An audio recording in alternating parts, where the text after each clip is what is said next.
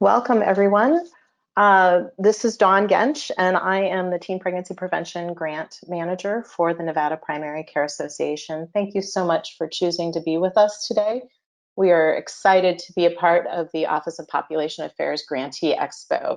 Hope you have been enjoying the sessions yesterday, today, and tomorrow.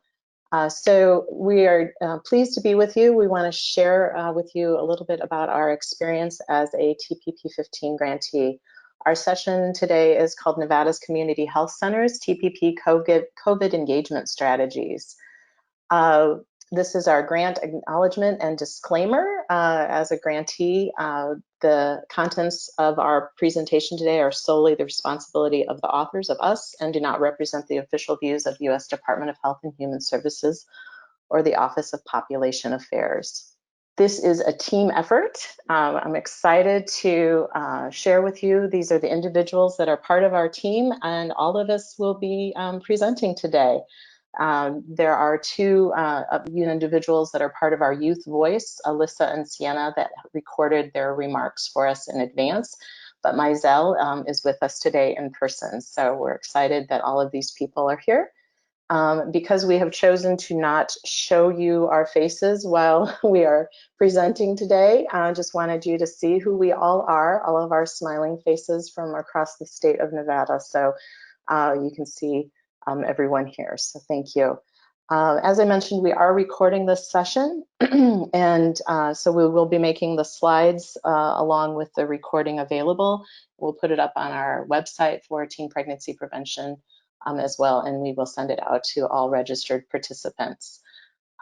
So when this opportunity presented itself, we thought we had a story to share with all of you. So the work that has been happening in Nevada through our federally qualified health centers has been, I think, really excellent. So we want to share with you some things that have happened because of the pandemic. But in order to help you understand what has happened, there's going to be some information shared with you about kind of what has happened leading up to this past spring. So our experience as a TPP Tier 1A grantee. So you'll hear a little bit about that information before COVID, things that have happened because we've pivoted during this crisis, if you will, and kind of some things that might happen moving forward. So a kind of a blended approach. Would like to also invite everyone, if you do have questions, we're going to try to respond to some of those during our time with you today, but we have planned this so that there is time at the very end for about 10 minutes of Q&A before we have to wrap up at 9:50 Pacific time so that you can move on to your next session. Nevada TPP 15 Tier 1A grantee, this is our kind of project statement, if you will. The Nevada Primary Care Association, we are a nonprofit organization that serves the state of Nevada, and our members are federally qualified health centers, but we refer to them most often as community health centers. There are subrecipients for this capacity building assistance grant, and we have almost met our goal of reaching 2,000 participants over the 5-year period. It's actually a combination of adolescents and adults because of the various evidence-based programs that have been implemented during years 2 through 5. And certainly we've been seeing definitely an increase in reproductive health services in youth-friendly clinic environments. During the time of having the TPP grant, we've also become a Title X family planning grantee, and so the same community health centers are now also implementing Title X as well as teen pregnancy prevention. So that has helped us expand the services and the scope that's happening.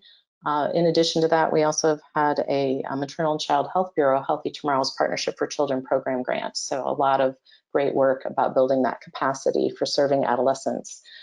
Wanted to give you a quick context of where our federally qualified or community health centers are located in the state of Nevada.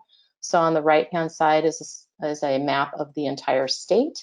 The dots represent clinic locations, and so Nevada Health Centers Incorporated, Northern Nevada Hopes, and First Person Care Clinic, the clinics that are in bold on the left-hand side are the ones that have been participating in the teen pregnancy prevention program. Community Health Alliance in the Reno area also participated in the grant during years 1 through 3. So we are obviously there is a need for this type of comprehensive sexuality education in the state. So here's a few statistics to kind of explain that situation regarding teen pregnancy, birth, and STI and HIV facts. So the need continues to exist, even though we have certainly made some impact. I wanted to also reference the fact that the Nevada Health Centers during calendar year 2018, they reached over 99,000 patients. And in the state of Nevada, there are over 360,000 teenagers ages 10 through 19 in the state of Nevada. So during this time period, we have learned many different things. And so this is kind of a high level of many of those things that we have learned. And I think the presentation that you'll hear from all of the colleagues, part of the TPP team, will explain those things. Our impact has been great. We are making a difference. There's been 4 different evidence-based programs or curriculum implemented, 17 days, families talking together, safer sex intervention, and making proud choices. This has happened primarily across 15 different clinic locations, but it's also been in partnership with many community organizations that serve youth, where those evidence-based programs have been provided in partnership. There's been many healthcare linkages as a result of this work. There's been many facilitators. We've had 4 different youth advisory councils. And as of just last week, our numbers are up to 589 participants for the year, for year 5, with a total of 1,908 participants total as of last week. So we're very excited about being so close to our 2,000 mark. So we will be switching between different health centers. So you're going to first hear from Northern Nevada Hopes, then from First Person, and then from Nevada Health Centers, and then we'll wrap up some things at the end. We do have a couple videos to show you and an app that we're using at Hopes that we're going to demo at the very end. So without further ado, I'm going to turn it over to Northern Nevada Hopes. Thank you, Dawn. Hi, my name is Elise McMurtry. I am one of the community health workers for the TPP program at Northern Nevada Hopes. And I'm going to give you a quick overview of the programs that we implement. Awesome. So first up, we have our teen program. 17 Days is an evidence-based program for 14 to 19-year-old girls.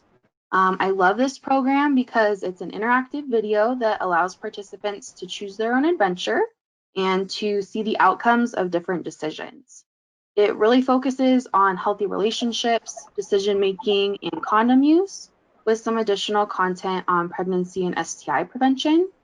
The program is offered in English. We do offer it individually and in group sessions. And prior to the pandemic, the way that we recruited participants was we would go into the exam rooms of teen patients when they came to see the doctor, and we would talk to them and their parents to see if they were interested in the program. Next up, we have our parent program. So Families Talking Together is an evidence-based program that's just for parents.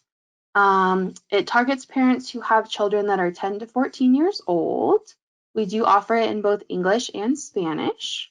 And prior to the pandemic, the main way that we would implement this program is we would take it to our Title I schools and run the program there. The program really focuses on motivating parents to have the talk with their children about sexual health, and we provide local and national statistics to kind of help motivate parents. We talk through some common barriers that parents might have to starting the conversation, and then once parents are feeling motivated and they're on board, we really zero in on helping them understand teen perspectives, and we give them some concrete strategies to start that conversation. Next slide, please. Awesome. And then finally, we have our youth advisory councils. So as part of our youth engagement, under our grant, we do run a couple youth advisory councils out of our organization. Prior to the pandemic, we actually had 2. We had one at a local high school, and then we had one at one of our local Boys and Girls Club locations. And the cool thing about the youth advisory councils is that they're very youth-led and youth-driven. So the members get to pick the topics that they want to learn about, and then we present on them, or they help to present on them.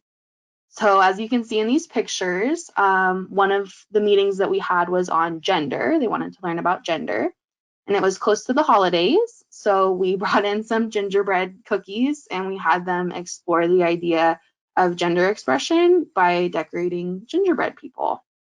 And we've been really successful with our youth advisory councils. I think at one location, we consistently had about 8 members. At the other location, we had between 10 to 15 consistent members. So we're really proud of that success. All right, so that was a very quick overview of how our programs looked prior to the pandemic. And now we're gonna switch gears a little bit and we're gonna talk about what our pandemic response has looked like. But first, we're going to hear from one of our youth participants, Mizell. Mizell, would you like to introduce yourself and just give us your name and age and a little bit of your background? All right, so now I'm going to hand it off to Carla, who's going to explain the details of our pandemic response. Hello, everyone. My name is Carla Rodriguez. I am the Teen Pregnancy Prevention Coordinator at Northern Nevada Hopes. So this month has been really interesting for us. As you all may remember, May is Teen Pregnancy Prevention Month. And originally we had some pretty big ideas for our programs, specifically for our adolescent program. And we really wanted to hype it up at our clinic, do some large group sessions with some swag, or extra cool swag, some double incentives. But we saw that COVID forced us to kind of shift our focus a little since we were no longer able to bring people into clinic. And along with that, we were also starting to grow concerned because a lot of the adolescents, both in Nevada and across the United States, were not able to return to school for this year. And so we were concerned in terms of them being able to receive comprehensive sex education. And so for our Teen Pregnancy Prevention Month, I really wanted to focus on those resources for parents. So we came up with the idea of creating weekly tips for parents on our Facebook and Instagram page. And so the link that you see on this slide is the link to some of those videos. And so once again, it was just a 1 to 2 minute video encouraging parents to begin having the talk, which we know is more than one, as well as some common topics. And in addition to that, so we wanted to provide parents with those resources, but we also wanted to provide adolescents with that opportunity to continue this education. So in our next slide, we will hear from Diane in terms of how we are doing that. Hi, I'm Diane from Northern Nevada, and I am a community health worker as well. In the month of May, we have had 10 participants in our 17-day virtual session program.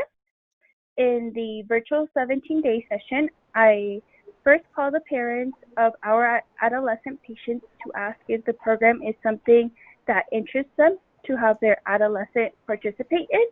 If the parent says yes, we schedule a session. Then I send them an email and the parent just needs to reply with their signature to give their adolescent permission. The day of the session, I send the participant e-forms, which include the registration and pre-survey to complete before the session. I then call the participant to walk them through the agenda. After the participant will watch the video on their own, on a computer or on their phone. While they watch the video, I check to make sure that the registration and pre-survey was completed. I also check for any questions. I then call the participant back in an hour to answer any questions and to wrap up the session. I send the participant the post-survey to complete. In the post-survey, it indicates what type of gift card they would like to receive. We also offer them a swag bag. Inside the swag bag, it has condoms and lube. Lastly, I check that the post-survey is completed and we send them the gift card. Next slide. Okay, so you all saw the process of how we were doing that, and we at Hopes do feel that that is a win because prior to um, COVID, in March, we were also doing something called Spring Break Sex Ed, which is where we also hype up our program, do some large groups, offer some really cool swag. And in with the COVID situation, we were forced to cancel that. And so we had quite a few participants scheduled for those sessions already. And so those 10 sessions that Diane was able to complete were those patients or participants who were already scheduled to complete it. So that means we were still able to provide that information they expressed an interest in. So after we completed the virtual session with them, we also started expanding to other eligible clinic patients. Once again, just to make sure that they are still having the option of having this education delivered to them. And prior to that, as Diane said, we had worked out the kinks of creating those forms to e-versions to make sure we still had all that information we are required to, as well as wanting to give those gift cards and those swag bags to simulate as close to that in-person experience as we could. And so this picture that you see is some of the contents of the swag bag. And it was important for us to be able to deliver these items because in person, sometimes we do that condom demonstration and we give our participants the opportunity to do the same. And if we didn't send out the swag bag, they might not have the tools to be able to complete that on their own. So next slide, please. Awesome. Thank you, Carla. This is Elise again. So another aspect of our transition to virtual meetings has been that we have created a virtual YAC. We currently have 2 members and we're hoping to expand that. We also are using a really cool platform called Nearpod that really allows a lot of interactive activities. And like Dawn said at the beginning, if you're interested in seeing more about that platform, we're hoping to demo it at the end of this presentation. A couple other changes, we have switched to passive consent forms instead of our normal opt-in, just to kind of eliminate some of those barriers. And we have been trying to continue to engage our past participants. If they haven't been able to join our virtual YAC, we've been sending them resources and thank you cards and gift cards just to show them that they are appreciated and to continue to engage them. Next slide, please. All right, and then we also created a virtual meeting tips document. So we wanted to make the transition to virtual meetings as smooth as possible. So we created this document to share with all of our participants.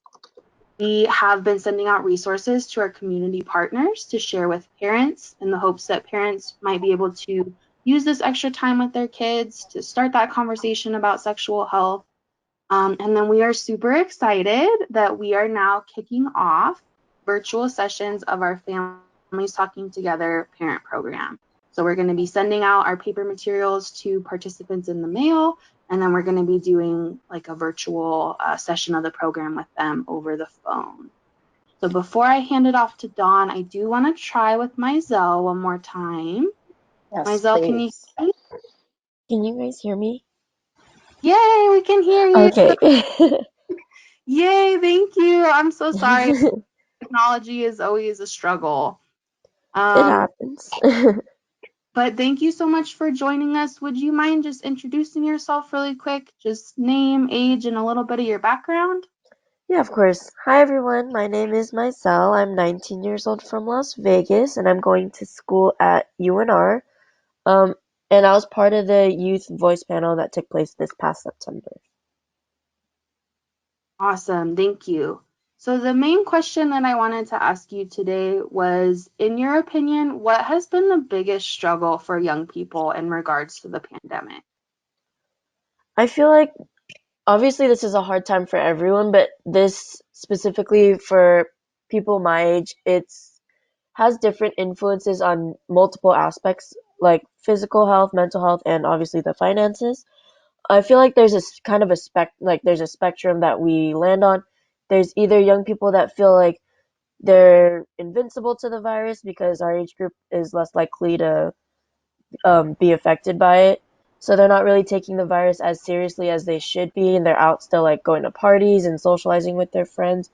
But on the other hand, there's also people my age that are staying at home, but they're starting to feel like not exactly depressed, but they're like kind of spiraling down towards that path, feeling kind of sad and helpless and like they can't go anywhere. Um, for example, I have some friends who have to take like medication or birth control, and they don't even go to the pharmacies to pick up their medication and their prescriptions. Instead, their parents go because they're scared to go outside. Like my cousin, she has really bad asthma, so like she knows that if she gets the virus, like it'll hit her hard. Also, the transition from in-person classes to online classes is like very stressful. I know for me personally, that was a very hard transition because I don't learn well online. I need to like physically be there in class. Um, and then I already mentioned the financial burden. Um, like my mom, for example, she was helping me pay for school, but because she got laid off, now I have to work extra like during summer to be able to pay for my own school and try to work for it because we don't know when the casinos will open again. And my job is currently hiring and it's open, so there's that. But yeah, that's mostly it for the biggest, like the most or the biggest concerns that I could think of at the moment. Great. Those were some really good points. So there's a lot coming into play with this pandemic for young people. So super quick and just maybe 1 to 2 points. How do you think health centers can best support young people right now? I feel like not diminishing the seriousness of the pandemic, but at the same time making sure that the virus isn't the only thing being thrown into our faces. Like focusing on other aspects of health that will affect us in the long term, because eventually this pandemic will be over. And also it's always about information delivery and clarity and transparency, especially with people my age. There's obviously it's not just going to be black and white, but we just kind of need more like direct answers. Really great points. Excellent. Thank you so much, Mizell. So Mizell will be available during the question and answer portion if you have any questions for her. Thank you so much for joining us today. And now I'm going Yes. to hand it off to Dawn. Yeah, great. Thank you, Elise and Mizell. So I know we continue to have people joining us. Thank you very much. We've so far, this is Dawn Gensch. I'm the Teen Pregnancy Prevention Grant Manager with the Nevada Primary Care Association. You've just heard from Elise, Carla, and Diane, who are all with Northern Nevada Hopes, one of our community health centers. And then Elise just did a quick interview with Mizell, one of our youth who've helped us during our Teen Pregnancy Prevention Grant program. And next, I'm going to turn it over to Rose with First Person Care Clinic. And then from there, it'll go to Nevada Health Centers to hear from Roberta and Jennifer. And then we'll have a quick video with two other young people who have shared some comments with us as well that we wanted to present to all of you. And then we'll have Q&A, and then at the very end, demonstrate the Nearpod app for you all. So with that, I'll turn it over to Rose. Hi, good morning, everybody. My name is Rosalind Pangan, but everybody knows me as Rose. I work for First Person Care Clinic. I've been the TPP site coordinator since March of 2018. Majority of our numbers are basically from making contact with our community outreach programs like the Boys and Girls Club, NPHY, Shannon West, the Embracing Project, as well as NV Chips. We did, before the pandemic happened, we've been having regular classes with a few of these outreach programs every other Monday, or every second Tuesday or Wednesday. But since the pandemic, it's been put on hold. I have been still in contact with all of them, and they're just waiting for the crisis to alleviate itself, and so that we can go ahead and continue with the classes. Majority of our kids that join us is basically more on males as well as out of the age range, but we still have the females joining us. Let's see. Regarding our youth advisory group, we have had like two meetings prior to the pandemic, but as of right now, it's put on hold as well. But we do our regular text messaging, asking how everything is going. Yeah, basically, majority of our kids that take the course basically, which is 17 days, is from the outreach program, as you can see with the pictures. Yeah, that's basically it. I enjoy what I do. I love what I teach. Thank you, Rose. All right. Thank you. And now we'll have Nevada Health Centers share their experience. Hi, this is Roberta. I'm an RN with Nevada Health Centers, and I am the TPP coordinator, site coordinator. Nevada Health Centers is a large FQHC with 14 health centers covering most of the state of Nevada. We have our TPP program, which is 17 days at 6 locations in the Las Vegas area and in Carson City and Elko in northern Nevada. As we expanded the program, we looked at where most of the adolescent population was at.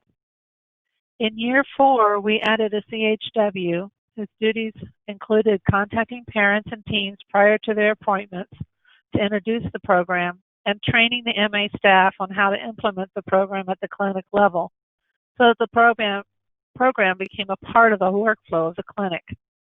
We both routinely attend provider meetings to educate, inform, and engage our providers in the TPP program. At various clinics, some of these providers are our provider champions. During the pandemic, Jennifer, our CHW, and I have been working, taking triage calls, and doing follow-up in both English and in Spanish for our patients that have tested positive for the COVID virus. Next slide. And Jennifer, go ahead. Hi guys, my name is Jennifer. I am a medical assistant and I'm the clinical health worker for our TPP program at Nevada Health Centers. One of the things that we at Nevada Health Centers are offering, of course, is our 17 days program to our teen girls of age group 14 and 19 years old. We have found that this program has had really good success with teens to be more cautious about their health and sexual care.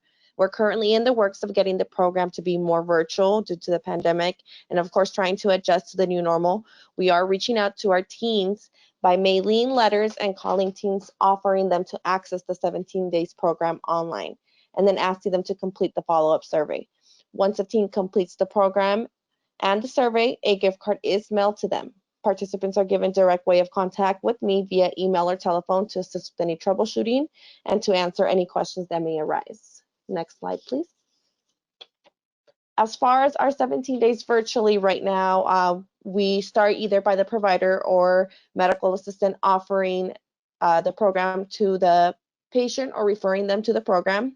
If, of course, the participant agrees, we would check with them to see if they wanted either to do it in the office or, of course, now with the pandemic, doing it virtually from their own home. We do give them the participant a participation code, and the code is individualized to that specific participant, which means that it cannot be shared with anyone else. They will either receive the code in office or by email. So as you can see in the picture shown, you have both the office information for the code and the email information. Teens have the accessibility to this program on their own time, so they can complete either right away or on their own pace. We have access to monitor the participants' progress and completion by their individual code. One thing I like about the activation code that once it has been activated, the participant has access to all the information that is on the DVD for up to a year. Next slide, please. Another program that we are offering is our youth advisory group, or YAG as we call it at Nevada Health Centers. We plan these meetings usually once a month. We would meet in the clinic prior to the pandemic and discuss a monthly topic that usually was presented by the physician. Our YAG groups usually consisted of a physician or APRN, a registered nurse, and the clinical health worker. We would discuss certain topics pertaining to self-care, teen pregnancies, STIs, and teen dating. We noticed that providing a safe setting with no judgment has helped our participants open up more about subjects most teens have trouble discussing with the parent. We are in the works of moving our YAG meetings on a Zoom platform, especially during this pandemic, and are reaching out again by mailing letters to potential and previous participants. Next slide. One of the programs with the 17 days that we are also offering for our teens is our part 2 dosage. Of course, our first dosage for 17 days is 45 minutes, which is our part 1. And our second part that can be offered to our teens is usually them rewatching the condom demonstration as a refresher. And then they would also watch an STI video and a video on birth control.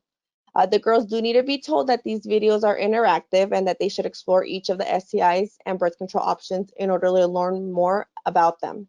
The videos together take about 20 minutes, and along with the content demonstration, they should complete part 2 in about 35 to 40 minutes, just like part 1. We then ask the girls to complete a short survey, and they receive their gift card after.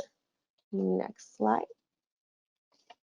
Another thing that we've noticed that has helped us here at Nevada Health Centers is collecting our 3 to 6 month surveys. It has helped us learn what teens are needing information about. It's also helped us focus on getting more feedback on how our health centers can help teens.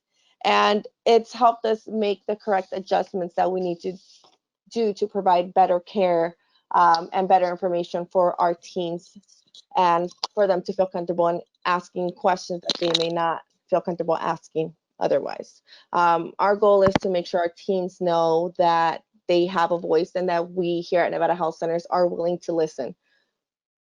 And we'll go back to Dawn. Great. Thank you so much, Roberta and Jennifer. All right.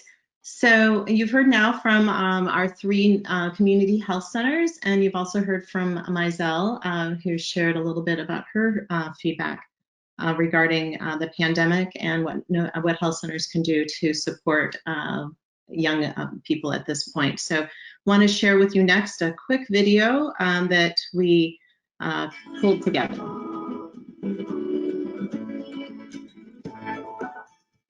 It was just a really exciting thing to come on and talk about the issues that we see in our health and in the doctors and the practitioners that we do go to see. I wasn't really sure what to think would come out of it. You know, we did end up presenting during lunch. So at first, a lot of people were kind of just like having their own conversations and such. But something that really took me back towards the end was how intrigued people were. They really wanted to hear our stories and what they could do to better their fields and their practices. And a lot of people ended up coming up to the youth panel after the thing was said and done and just thanking us for our input.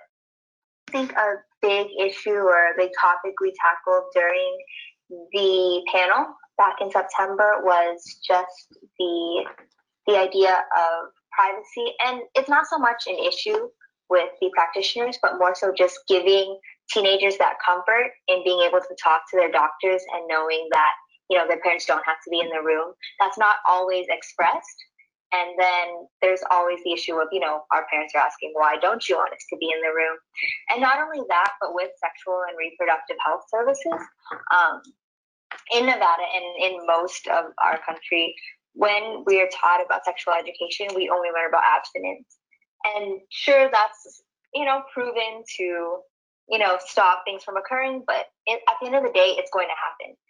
And I believe that if we could gear our health services more toward being comfortable about talking about sexual and reproductive health services, whether it is about, you know, partaking in it for pleasure or even just issues with periods and, you know, young girls having their periods really early, I think that would be great because it's not something that is comfortably talked about. I recommend going there because, like, I mean, like, everyone's like really nice there, and you learn like really useful lessons there, and you know, it's just really nice to be there, and you can also do like activities and stuff, so it's like enjoyable it teaches you how to like get out of awkward situations and how to like say no and stuff. I mean, because that's something like you don't really learn, and I feel like it's really useful to know. And during the pregnancy video, I think it was, we did a condom demonstration, and like that teaches you something that schools don't really teach you, and I feel like every teenager needs to know that. Okay. So I hope that came across okay from the video and audio perspective. Again, I think all of our part of our TPP team in Nevada.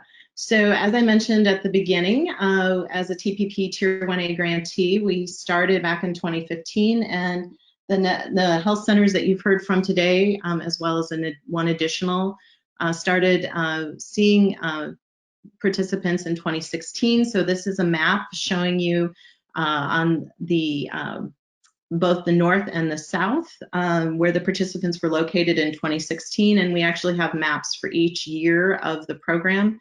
So this second map is actually cumulative. Each dot represents a participant in one of the 4 evidence-based programs that have been implemented, mostly 17 days and families talking together. And as I mentioned at the beginning of our presentation today, we are at, as of last week, 1,908 participants across the state. This map does not show you Elko, which Nevada Health Centers is implementing 17 days at, nor the participants down in Carson City, which is just a little bit south of the Reno area as well. But we're very pleased and excited with the impact that we've been able to have across our state. We've also done some things for TPP month over the years. So some of our social media things continue. Carla shared with you from Northern Nevada Hopes the work that they're doing every Friday. They're posting a very short 1 to 2 minute video for parents of adolescents about tips for talking to your young people about pregnancy prevention. And we're going to be doing some additional swag things happening here towards the end of the month and into June.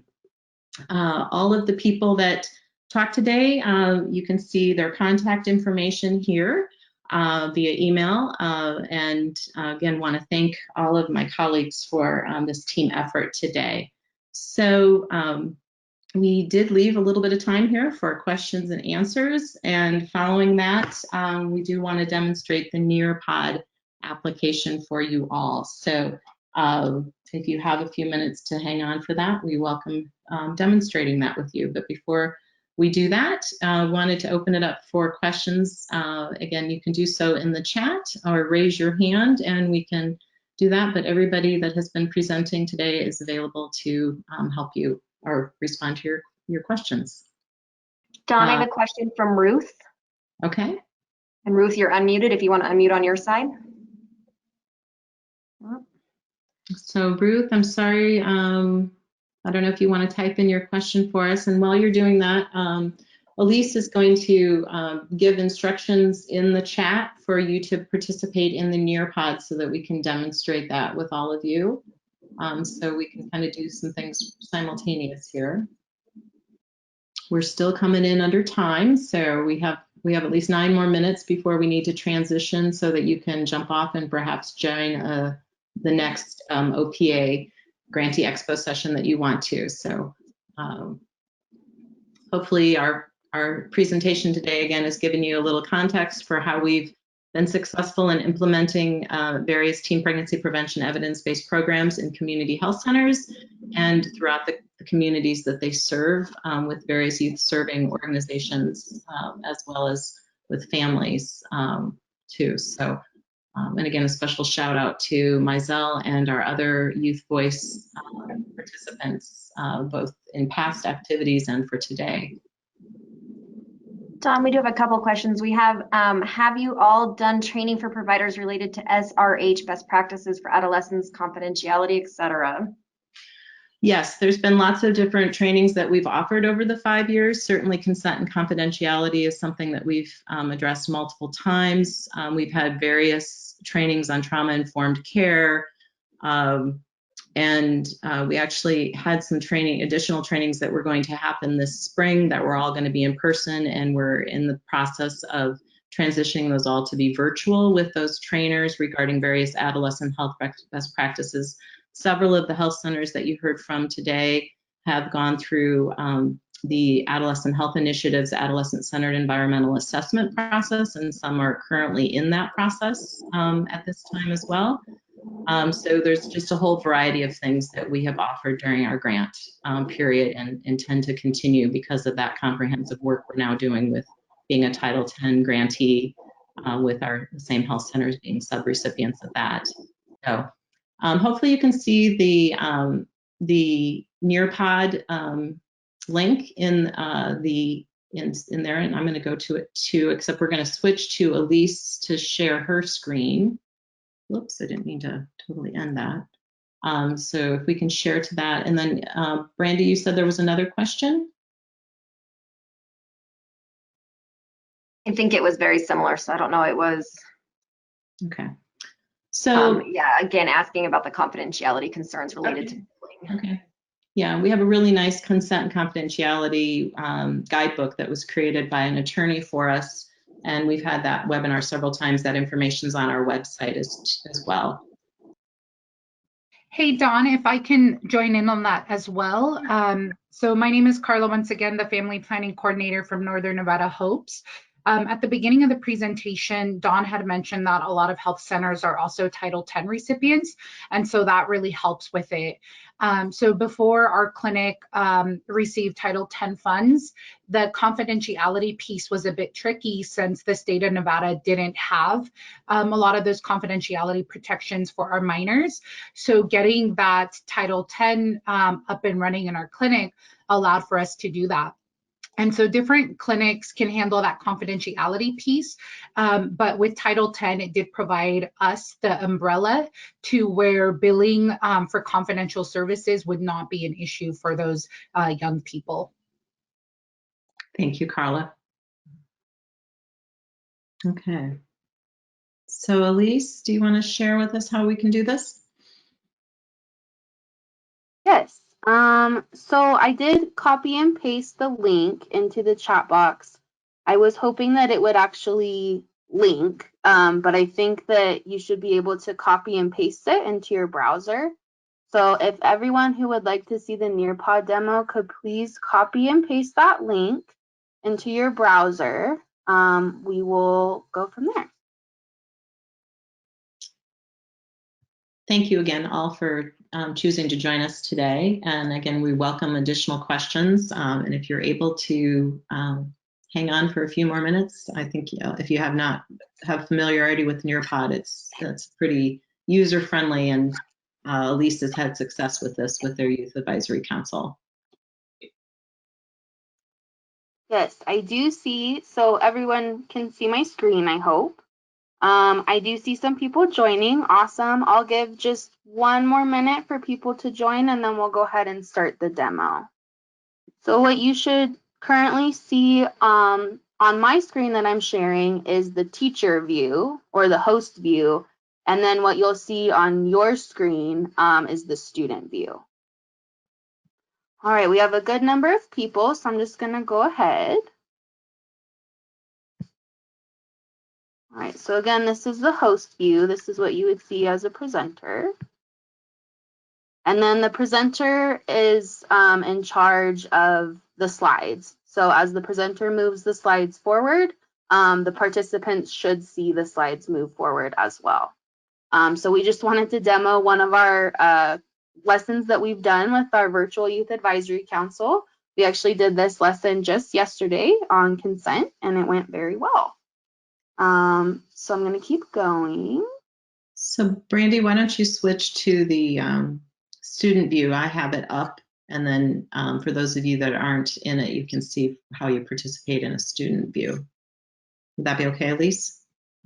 Oh yeah, go for it. Do I need to stop sharing my screen? No, you keep going. We can go back and forth here. Oh, I see. But you keep facilitating, and then I'll participate as a participant. Oh, okay. So what I really wanted to show you all was some of the interactive aspects of this platform. So you should all be able to see, just checking if everyone's able to see. You should see a bulletin board and you should be able to type in your answers and then they'll appear. Awesome, yeah, so I see we already got a couple. I'll allow just like 30 seconds if you guys want to type in any answers.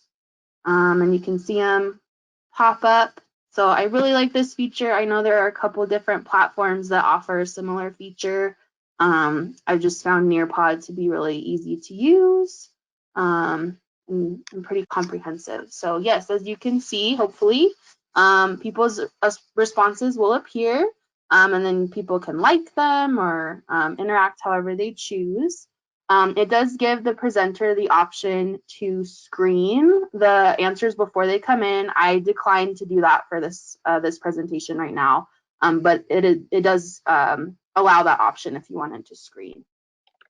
Excellent. Thank you all for putting in answers. Okay, we're going to keep going. There's one other aspect I wanted to show you. So this is another bulletin board question, but as you can see, this is where it allows the presenter to decide if they want to approve the comments before they're posted or not. I'm going to say no, but we're not going to focus on this one just for the sake of time. So then, yes, we do, have just regular slides. We talk about, what is consent, but this was the other aspect I wanted to show you. So it does allow you to link websites, and then you as the participants should be able to go to this website. And I can too, but I won't for the sake of time. And then one last thing. Whoops. It also allows you to play videos. So we won't play this video right now, but just so you can see that as an option.